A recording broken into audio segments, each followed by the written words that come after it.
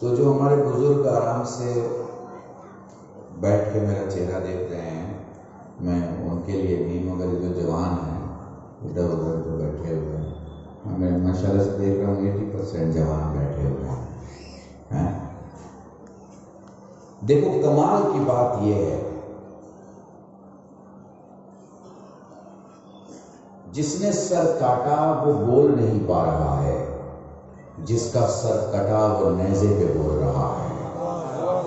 ہاں، خالی سبحان اللہ سے کام نہیں چلے گا، تھوڑا سا اور ابھی میں جملہ بولتا رہوں گا، تھوڑا اپنے اندر گرمی پیدا کرو، گرمی پیدا کرو گے تو کچھ بات اور بڑھے گی۔ دیکھو ہوتا یہ ہے کہ جب کوئی بڑا راجا، کوئی بڑا بادشاہ کوئی غلط کام کرتا ہے تو پھر اس پہ پانی ڈالنے کے لیے، اس کو صاف ستھرا کرنے کے لیے، اس کو ختم کرنے کے لیے وہ ساری دنیا کو لگا دیتا ہے۔ وہ دنیا میں سے 3 لوگوں کو لگاتا ہے: اسٹیج کی طاقت، پیسے کی طاقت اور پریس کی طاقت۔ پریس سمجھ رہے ہو نا؟ میڈیا کی طاقت، میڈیا کی طاقت، میڈیا کی طاقت، ممبر کی طاقت، بیت المال کی طاقت۔ حسین کو قتل کرنے کے بعد یزید نے یہ پوری طاقت لگا دی کہ جو کچھ اس نے کیا ہے وہ مٹ جائے، کوئی اس کا نام حسین کے قاتل کے روپ میں نہ دیکھے، نہ سوچے، نہ بولے۔ سمجھ رہے ہیں میرا مطلب؟ پوری طاقت لگا دی۔ اچھا، یہ طاقت صرف یزید نے نہیں لگائی، یہ طاقت پچھلے 30 سال سے یزید کے باپ نے لگائی کہ میری حکومت میرے بیٹے کو مل جائے۔ ٹھیک ہے نا؟ میری حکومت میرے بیٹے کو مل جائے۔ اب 2 گھر میں تمہیں دکھا رہا ہوں، ان دونوں گھروں کو اپنی تصور کی آنکھوں سے دیکھنا اور غور کرنا کہ کلب رشید نے کیا پڑھا۔ یزید کے باپ نے پوری طاقت لگا دی کہ جو بھی اس کے پاس ہے وہ سب اس کے بیٹے کا ہو جائے اور لوگ اس کے بیٹے کو مانیں۔ 30 سال کی سیاست میں ہوا یہ کہ مدینے میں ایک چھوٹا سا گھر ہے، ٹاٹ سمجھتے ہیں نا؟ ٹاٹ کا پردہ تو اس گھر میں ضرور ہے، مگر ستارہ سجدہ کرنے میں شرمندگی محسوس نہیں کرتا۔ نہیں، یہ بھی ذرا دھیرے، ابھی دھیرے دھیرے آئے گا، پریشان مت۔ جب آئے نا تو روکنا مت، چونکہ یہ حلالیوں کے یہاں آتا ہے۔ باقی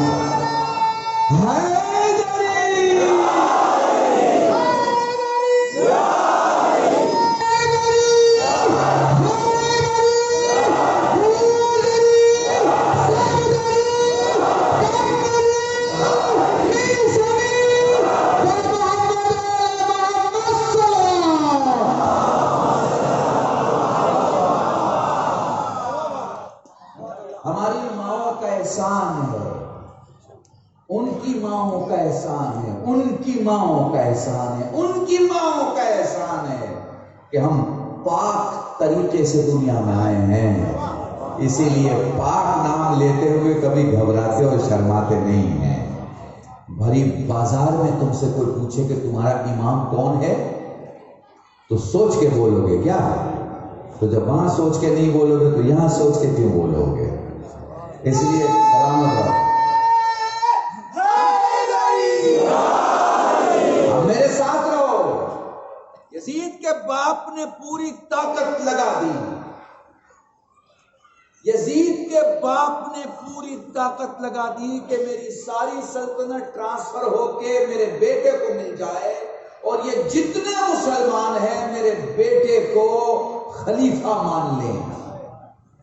اس کے سامنے ایک چھوٹا سا گھر ہے مدینے میں۔ اب اس مدینے کے گھر کی حالت میں بولتا ہوں، بہت سادی بھاشا استعمال کر رہا ہوں تاکہ تم سب سمجھ سکو کہ میں کیا کہہ رہا ہوں۔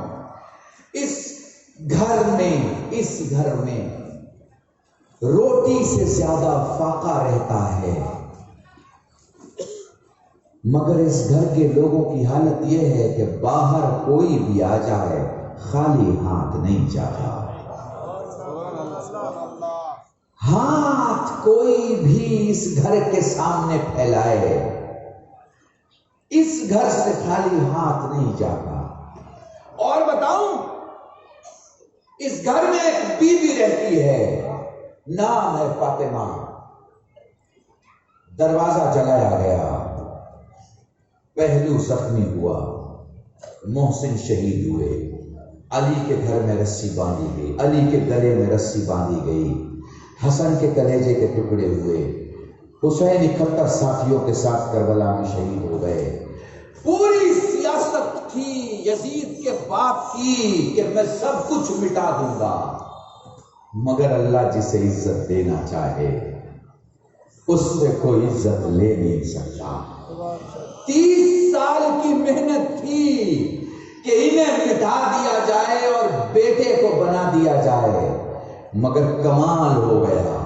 آج بھی دنیا میں سچے انسان اور پکے مسلمان کے 6 برس کے بیٹے کے سامنے ایک کاغذ پر یزید لکھو اور ایک کاغذ پہ حسین لکھو اور پوچھو اس میں بادشاہ کون ہے، تو حلال زیادہ یہی کہے گا حسین بادشاہ ہے۔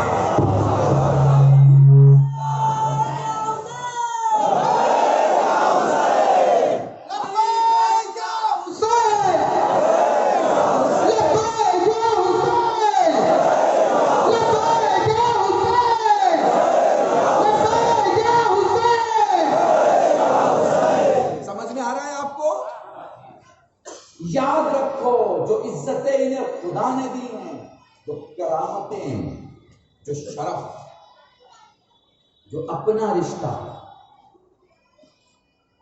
بھئی کسی گھر کو اس لیے بھی بڑا سمجھا جاتا ہے کہ بڑے گھر سے اس گھر کو رشتہ آیا ہے۔ بھئی جن گھر والوں کو خدا اپنا کہے، وہاں سے جن کے رشتے طے ہوں، جن کے عہد وہاں پڑھے جائیں، جن کی باتیں وہاں ہوں۔ ایک جملہ کہوں تھوڑا سا اردو میں، محمد اور علی کو اگر بہت نزدیک سے دیکھو گے تو معراج میں دیکھو، وہ جو جا رہا ہے وہ اتنا ہی نزدیک ہے جتنا جو نہیں گیا، اور شاید اسی لیے جو نہیں گیا اس نے یہی کہا کہ یا رسول اللہ معراج کا واقعہ میں سناؤں گا یا آپ سنائیں؟ سلام علیکم۔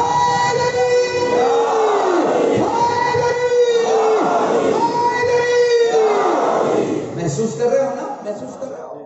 تو یہ حسین کی ذات ہے۔ ایک کاغذ پر حسین لکھو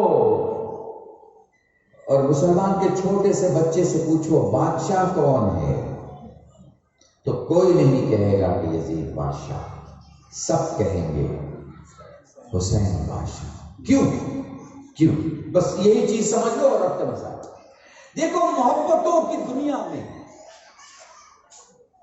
محبتوں کی پوری توجہ مولانا کو، محبتوں کی دنیا میں ایک بیوی کو لگتا ہے کہ جتنا وہ اپنے شوہر کو پیار کرتی ہے اتنا کوئی بیوی اپنے شوہر کو نہیں کرتی ہوگی۔ کبھی کبھی جوش میں شوہر کو بھی یہ لگتا ہے کہ جتنا میں اپنی بیوی کو چاہتا ہوں اتنا کوئی شوہر اپنی بیوی کو نہیں چاہتا ہوگا۔ پھر خدا انہیں اولاد جیسی نعمت دیتا ہے، جب بچہ انہیں ہو جاتا ہے اور یہ ماں اور باپ بن جاتے ہیں، پھر ان سے کوئی جا کے پوچھے کہ بھائی وہ جو تمہاری محبت تھی میاں بیوی والی وہ زیادہ بڑی ہے یا اولاد کی محبت؟ تو وہ کہیں گے جی وہ کہاں، یہ کہاں اولاد کی محبت، اس کے سامنے تو یعنی اولاد کی محبت کے سامنے تو کچھ ٹکتا ہی نہیں ہے، نہ بیوی کی محبت اور نہ شوہر کی محبت، اولاد کی محبت اتنی زیادہ ہوتی ہے، تو دنیا کی محبتیں شروع کہیں سے ہوں، ختم کہاں پہ ہوتی ہے؟ بیٹے پہ، بیٹی پہ، اولاد پہ آ کے ختم ہو جاتی ہیں۔ یہ کیا ہے؟ یہ عشق مجازی ہے، کھوکھلا ہے، دکھاوے کا ہے، دنیا کا ہے، حقیقی نہیں ہے۔ مگر جب حقیقی عشق ہوتا ہے اور محبت کرنے والا حسین ہو اور جس سے محبت کر رہا ہے وہ خدا ہو، تو پھر علی اکبر کی قربانی دینے میں حسین کے پاؤں نہیں کانپتے، علی اصغر کی قربانی دینے میں حسین کے ہاتھ نہیں کانپتے، اولاد قربان کرنے میں حسین کا وجود نہیں کانپتا، کیونکہ عشق ہے خدا سے اور سچا عشق ہے۔ اور جب عشق ہوتا ہے نا تو محبتیں گردن سے بولتی ہیں، عشق گردن کٹ بھی جائے تو زور سے بولتا ہے۔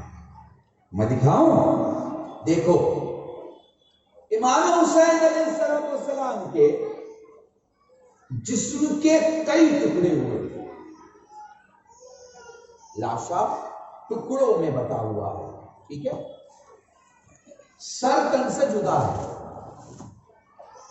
شام غریبہ، میں مصائب میں فضائل پڑھ رہا ہوں، شام غریبہ ایک بیٹی اپنے باپ کو ڈھونڈتے ڈھونڈتے مقتل سے گزر رہی ہے، ایک نشیب سے آواز آ رہی ہے، الیہ الیہ یا بنیہ، میری لاڈلی ادھر آؤ، تیرا بابا ادھر ہے۔ بتاؤ آواز کہاں سے آ رہی ہے؟ جسم سے، سر تو تھا نہیں، سر تھا نہیں تھا نا، آواز کہاں سے آ رہی تھی؟ جسم سے۔ یہ کربلا ہے۔ اب ذرا کوفے آ جاؤ، زینب خطبہ دے رہی ہے، لوگوں نے دور دور سے سنا کہ علی بول رہے ہیں، سب نے اپنی گردن موڑی، دیکھا کہ ایک بیوی سامنے کھڑی ہے۔ اب جب سب کی نگاہیں زینب کی طرف ہوئی تو پھر زینب نے اپنا چہرہ حسین کی طرف کر لیا، حسین کے زبان سے قرآن کی آیتوں کی تلاوتوں کی آواز شروع ہو گئی۔ محسوس کر پا رہے ہو مجھے میں کیا کہہ رہا ہوں؟ زینب نے بولا، سب کو لگا علی بول رہے ہیں، سب زینب کی طرف مڑے، زینب کی طرف سب مڑے تو زینب حسین کی طرف مڑے۔ زینب نے حسین سے گفتگو شروع کیا، حسین نے کلام الہی پڑھنا شروع کیا۔ اب لوگ حسین کی طرف مڑ گئے، بات کو سمجھ میں آ رہی ہے؟ اب لوگوں نے حسین کو دیکھنا شروع کیا کہ وہ جو کٹا ہوا سر ہے وہ بول کیسے رہا ہے۔ دیکھو دو جگہ گفتگو ہوئی ہے، ایک بنا سر کے بدن سے ہوئی ہے، ایک بنا بدن کے سر سے ہوئی ہے۔ سمجھ میں آ رہی ہے تمہاری بات؟ آدمی بولتا کہاں سے ہے؟ آدمی بولتا ہے پھیپھڑے سے، منہ سے نہیں۔ اب آپ سوچو کہ ارے مولانا بولتا تو منہ سے، پھیپھڑے کی جو ہوا ہوتی ہے، آکسیجن جو ہوتا ہے، دماغ میں اتنی طاقت ہے کہ کون سا شبد بولنے کے لیے، اچار کرنے کے لیے کتنے آکسیجن کی ضرورت ہے۔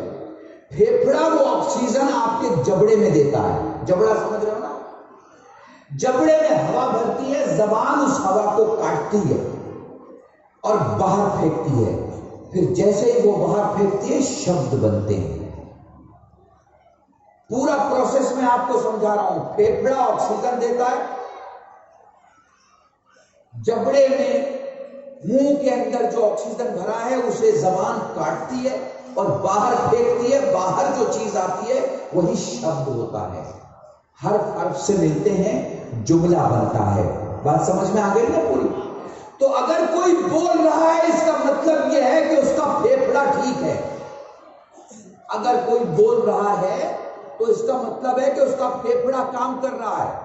پھیپھڑا اگر کام نہیں کرے گا تو آدمی کھانسنے لگے گا، آدمی بول نہیں پائے گا، شبد کو ٹھیک سے آپ تک پہنچا نہیں پائے گا، آدھا جملہ بولے گا، آدھا اس کے منہ میں اٹک جائے گا۔ ٹھیک ہے؟ پتہ ہے حسین کربلا سے لے کر شام تک سارے آنے والوں کو کیا سمجھانا چاہ رہے تھے کہ وہ جو جسم یہ کربلا میں پامال کر کے آ گئے وہ بھی زندہ ہے، اور یہ جو انہوں نے سر کاٹ کر نیزے پہ بلند رکھا ہے یہ بھی زندہ ہے۔ جو خدا کے عشق میں مر جائے وہ کبھی نہیں مرا کرتا، زندہ رہا کرتا ہے، اور جو دنیا کی محبت پہ مر جائے وہ مر جاتا ہے، کبھی زندہ نہیں ہوتا۔ درود پڑھے محمد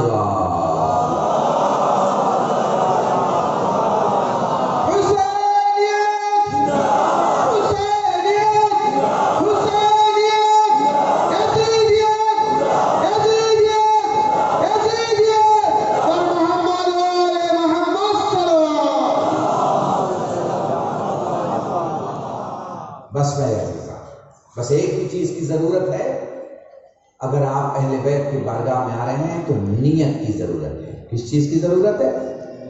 نیت کی۔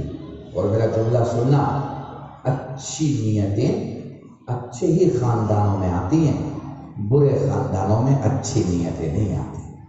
اس لیے ضروری ہے کہ خاندان اچھا ہونا چاہیے۔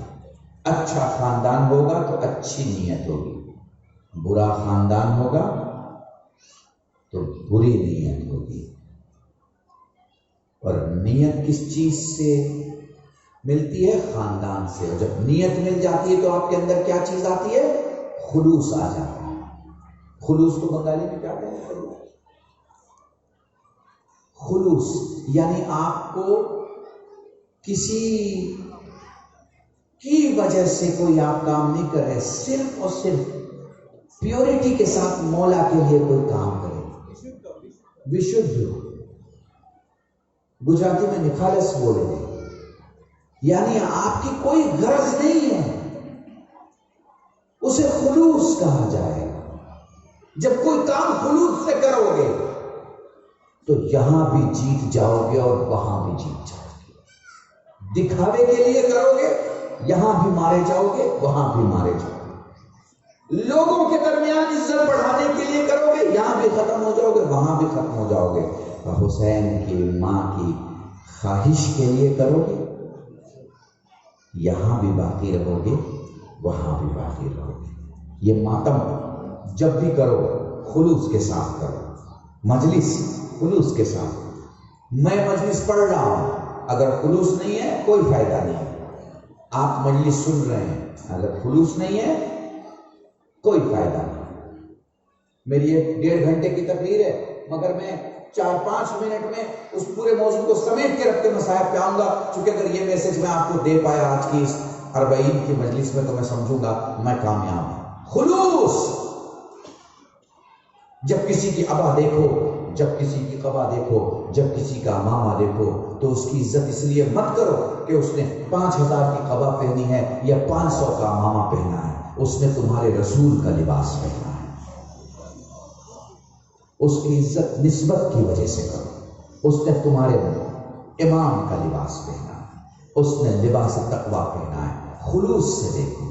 میں نے کلکتے میں ایک مجلس میں ایک جملہ پڑھا تھا، جو اپنے گلی کے مولوی کو خوش نہیں کر سکتا وہ مولا کو خواہ خوش کرے گا۔ خلوص پیدا، جہاں جہاں خلوص ہے، یہ حسد والے جتنے لوگ ہیں، یہ آگ لگانے والے جتنے لوگ ہیں، یہ توڑنے والے جتنے لوگ ہیں، یہ لڑائی کرانے والے جتنے لوگ ہیں، ان سے بچ کے رہو۔ اگر آگ لگی ہے، میرا ایک ہیومن میسج ہے، ویڈیو کلپ آئی تھی بہت لوگوں نے دیکھا، اگر کہیں آگ لگی ہے اور قرآن والا قرآن پڑھ کے گزر جائے، تو بائبل والا بائبل پڑھ کے گزر جائے، تو کتابیں لعنت بھیجیں گی کہ آگ لگی ہے اور تو آیت پڑھ کے جا رہا ہے۔ آگ لگی ہے تو کتاب بند کر، اچھی جگہ پہ رکھ، پانی اٹھا، جلتے کو بجھا۔ یہ انسانیت ہے۔ سمجھ میں آ رہی ہے بات آپ کو؟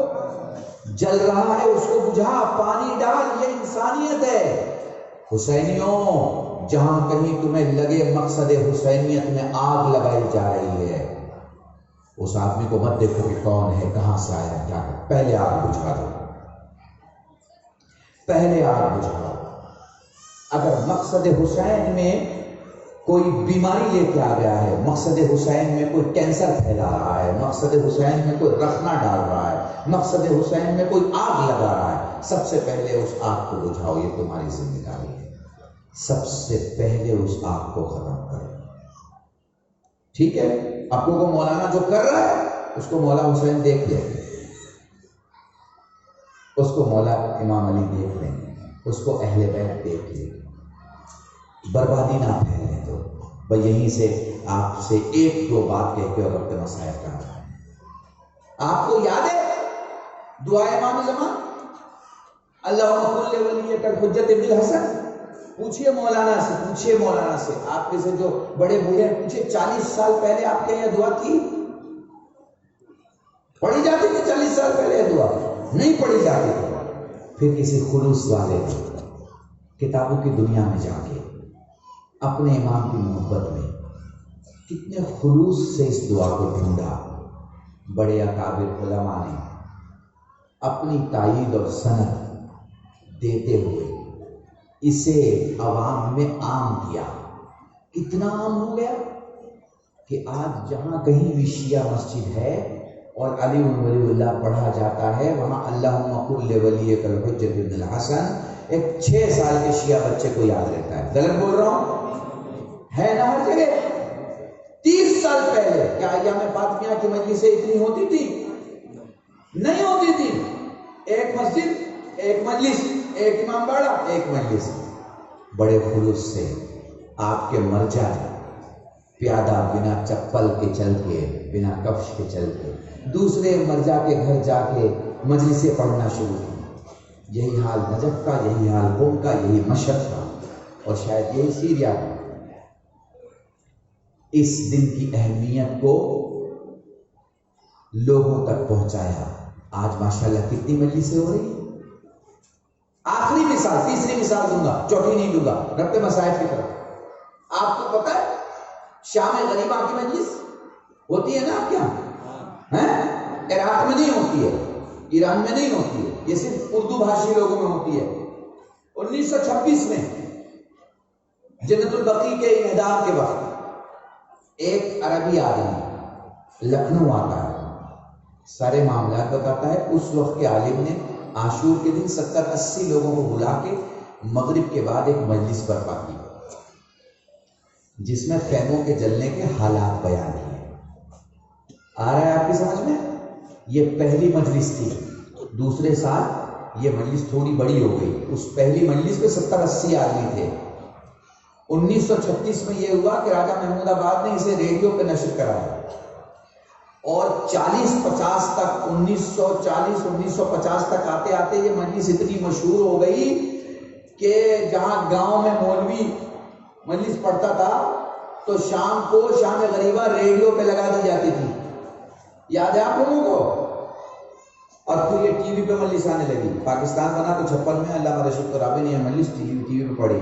ہندوستان میں بہت سارے علماء ٹی وی پہ شام غریبہ پڑھتے ہیں، میں بھی 10-15 سال سے شام غریبہ ٹی وی پہ پڑھ رہا ہوں۔ سوچو کتنے خلوص سے کسی نے شروعات کی، وہ جب محشر میں آئے گا تو کتنا ثواب اس کے دامن میں ہوگا۔ کچھ سمجھ میں آ رہا ہے؟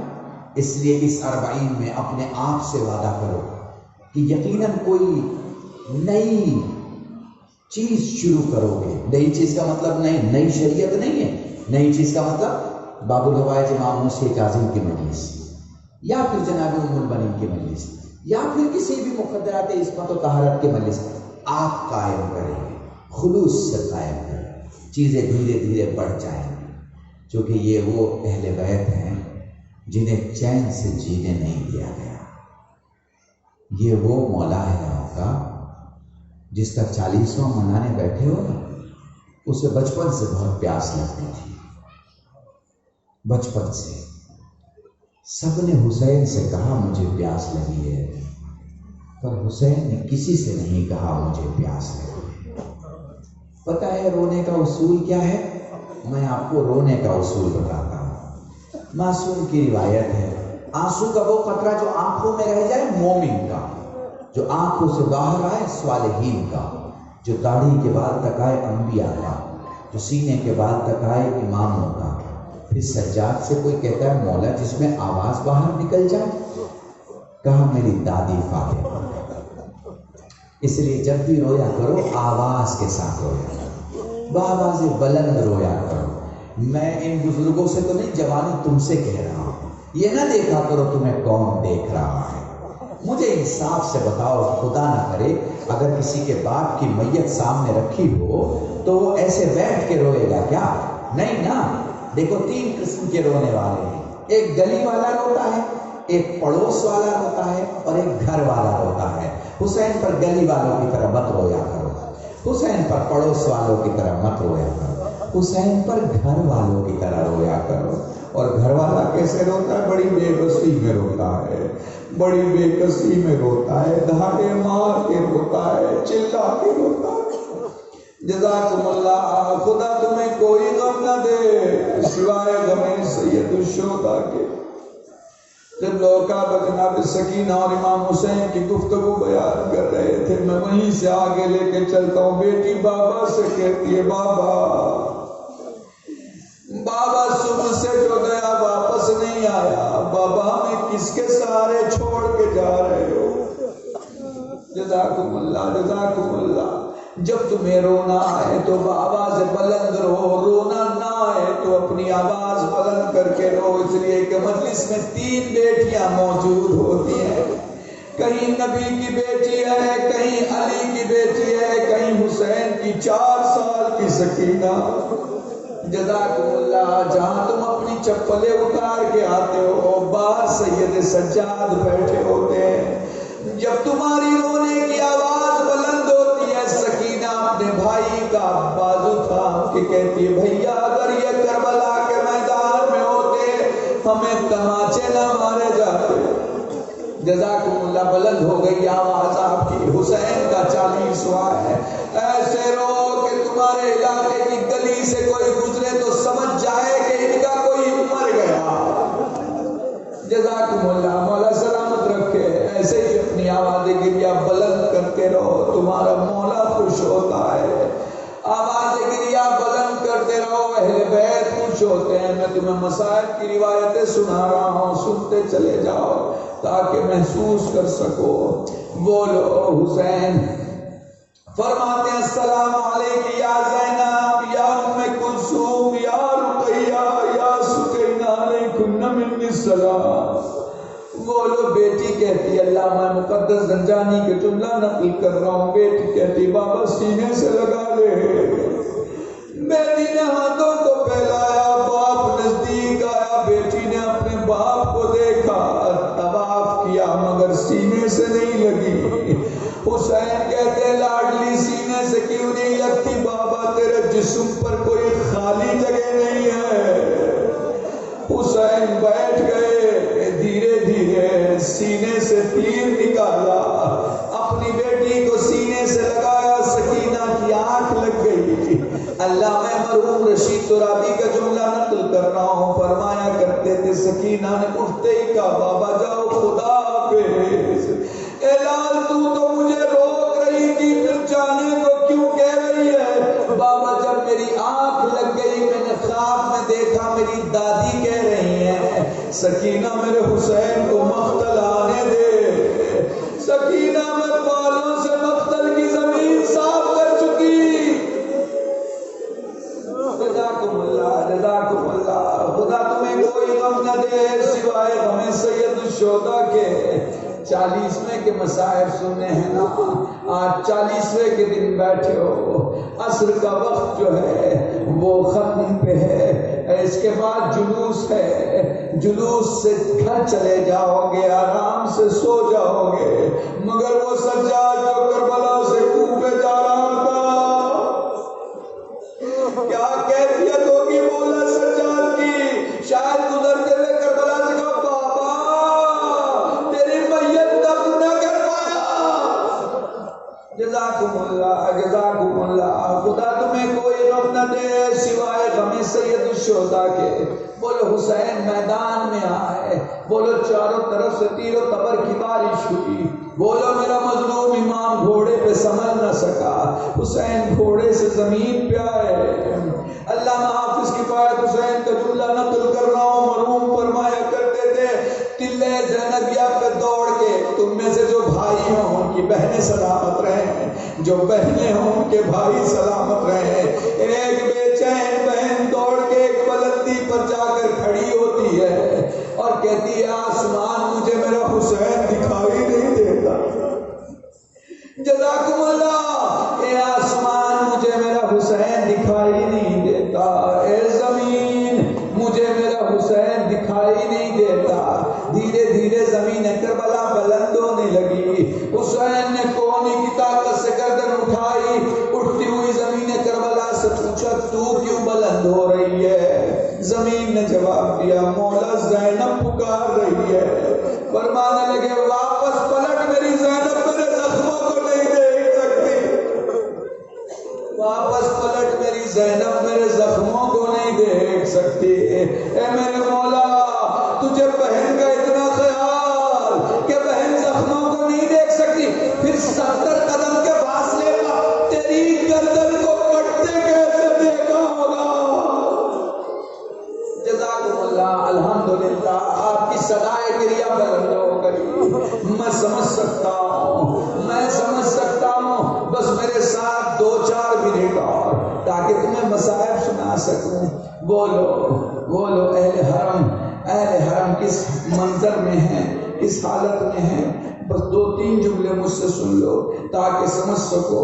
وہ منزل آ گئی جسے شہادت کہا جاتا ہے۔ ذوالجناح در خیمہ پہ آیا، ساری بیویوں نے حلقہ کیا، 4 سال کی ایک سیدانی جس کی جلالت کا عالم ہے کہ جب وہ باہر آئی ساری بیویوں نے راستہ دے دیا۔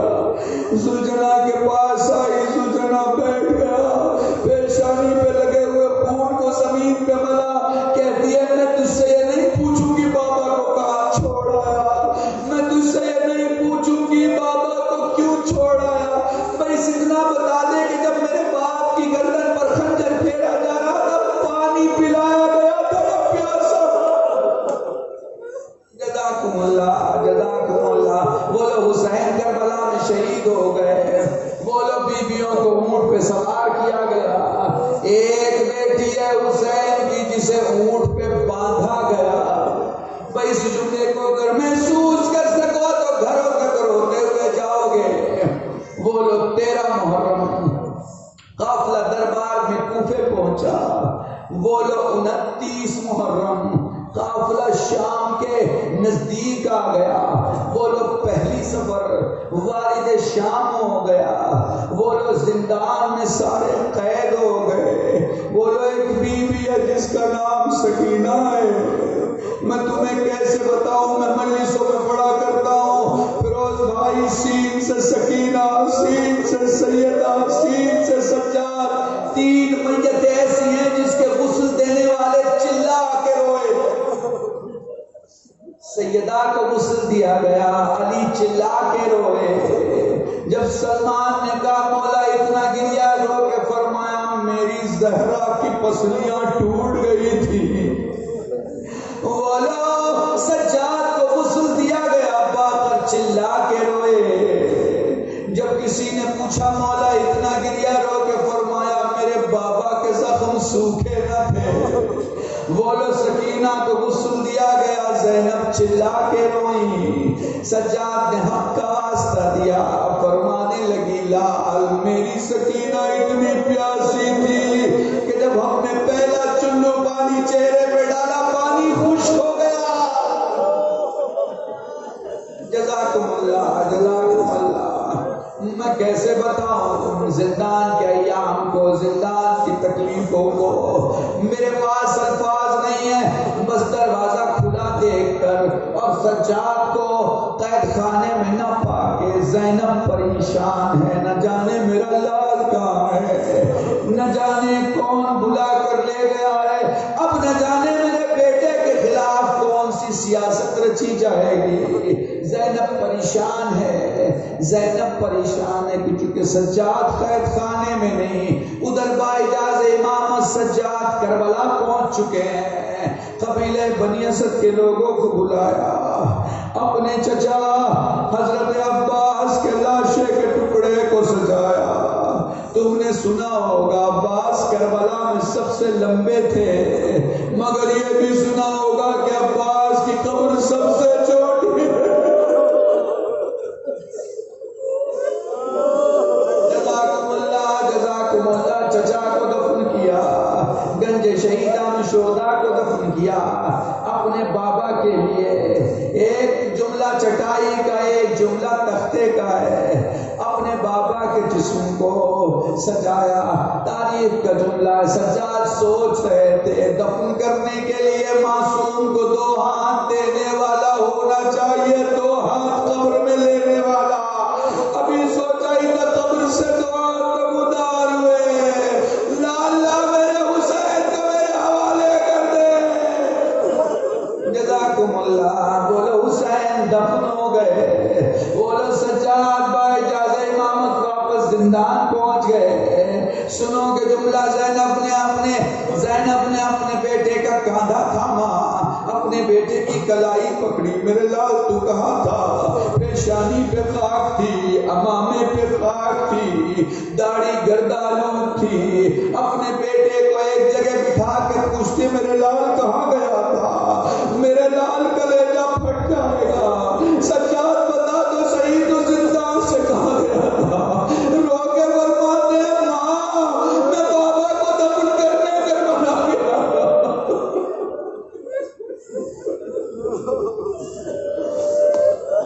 وہ بھی اماں میں بابا کو دفن کرنے کربلا گیا تھا. جزاکم اللہ. سوال کیا زینب نے میرے لال بتا تو صحیح تو نے میرے علی اکبر کو کیسے دفن کیا؟ بتا تو صحیح تو نے میرے عباس کو کیسے دفن کیا؟ بس آخری جملہ سن لو اور مجلس تمام ہے. فرمانے لگے پھوپھی میں نے اپنے چچا کے لاشوں کے ٹکڑوں کو ایک تختے پہ سجا کے جب سینہ مکمل ہو گیا اپنا کان سینے پہ رکھ کے کہا تھا چچا تیری سکینہ نے تجھے سلام کہا ہے. اے چچا نہ پوچھ کتنے تازیانے لگے، نہ پوچھ ہماری کیا حالت ہوئی. پھوپھی کے پاؤں کے تلوے پھٹ گئے، سکینہ کے بندے چھن گئے. چچا میری پیٹھ پہ تازیانوں کے نشان. لعنت اللہ علی القوم الظالمین وسيعلم الذين ظلموا أي منقلب ينقلبون. إنا لله وإنا إليه راجعون. اللهم ارزقنا إيمانا صادقا ولسانا ذاكرا وعلما نافعا وقلبا صالحا وعملا متقبلا وتوبة نصوحا. وصلى الله على محمد الطيبين الطاهرين بفضلك ورحمتك يا أرحم الراحمين. پروردگار ہمیں کو تبنگر بنا، بیمار و بیمار کے وراثی کی سجاد سب شفائی کلی عطا فرما. مرحوم مرحومات کی مغفرت فرما. حضرت وجد ظہور میں تعجیل فرما. ہم سب کو کے ناصرین میں شمار فرما. گناہوں کو معاف فرما، دعاؤں کو قبول فرما. الہی بحق الزہرا بحق الزہرا بحق الزہرا. اس مجلس سید الشہداء برپا کرنے جن لوگوں نے بھی دامن دینے میں سکنے قدر میں کوششیں کی ہیں، الہی انہیں آفات عرضی اور بلایات سماوی سے محفوظ فرما. ہم سب کو زیارت قبر امام حسین علیہ السلام سے بشارت فرما. الہی ہم میں سے جو کوئی بھی زیارت پہ نہ جا سکے انہیں انشاءاللہ اگلے سال زیارت نصیب فرما. الہی جو مقروض ہوں ان کے قرض کو غیب سے ادا فرما. لا اولاد ہونے اولاد عطا فرما. اولاد والے ہوں کے اولاد کو سیرت حضرت علی اکبر سے آراستہ فرما. پرچم اسلام کو سر بلند فرما. بے مولا کے ظہور میں عزیز فرما. ہم سب کو ان کے ناصرین میں شمار فرما. ربنا تقبل منا انك انت السميع العليم بحق محمد وعلى الطيبين الطاهرين فضلك ورحمتك يا ارحم الراحمين. مع الحسين.